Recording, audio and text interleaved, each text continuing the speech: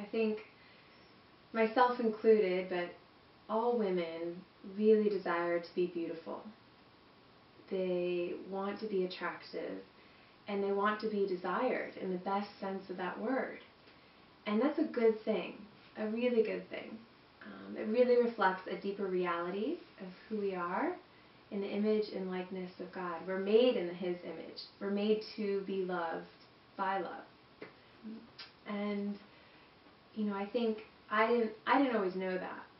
I had a really kind of backwards sense of my own identity, my own worth, of who I am and who I am as a woman, and my idea of beauty. It was a backwards equation where I thought, getting attention from men meant that I was attractive. And if I was attractive, then I was beautiful. And if I was beautiful, then I was worthwhile. I was worth fighting for. And I think so many times we get that mixed up. Well, really, if you think about it, it's when we know that we are worthwhile, we know who we are and our dignity, that naturally attracts people to us. And it attracts people to our goodness. And that in and of itself is beautiful. So we kind of, I think, can get ourselves caught in this backwards equation, I think, of what it means to be beautiful and what it means to be worthy.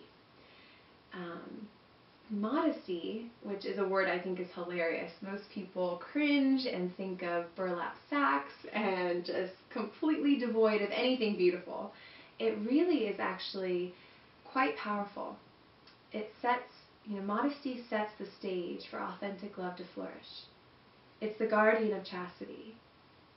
And modesty invites. It invites others to notice all of you and to see your goodness, and it invites you to see yourself differently, to see yourself as worthwhile. A lot of the talk around modesty is always in relationship to how it affects men. It's always about, we have to protect the gaze of men and not lead them into sin. Or it's always about kind of our responsibility for men. And yes, that's very much true. That's a very important part. But I know when we talk about it with women, they feel a sense of, it's not, why is it up to us? It's up to the men. They should be better. Why is it up to us to dress in a certain way to help them? And what I think is interesting is that in Love and Responsibility, he focuses an entire chapter on modesty. And there's a line, just one line in that chapter that most people don't really talk about and kind of glaze over, but it's so vital and so important. He says, first and foremost, modesty is good for the woman herself.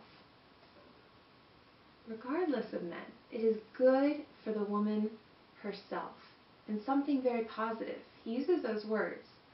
And I think, this kind of feeling of that women feel affronted and feel they bitter and reject this idea that it's up to them to help men. But I think if they think about the fact that it's actually good for them because it allows themselves to see their own beauty, how worthwhile they are and how precious they are.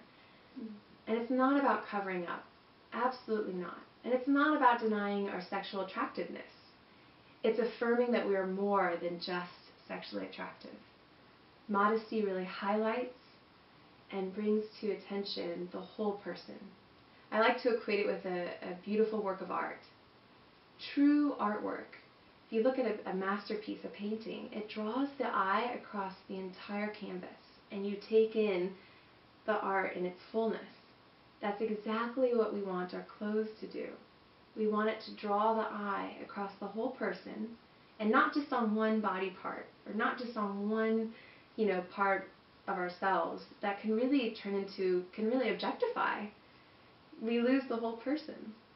And so modesty is not something that's a denial of beauty or a hiding of sorts.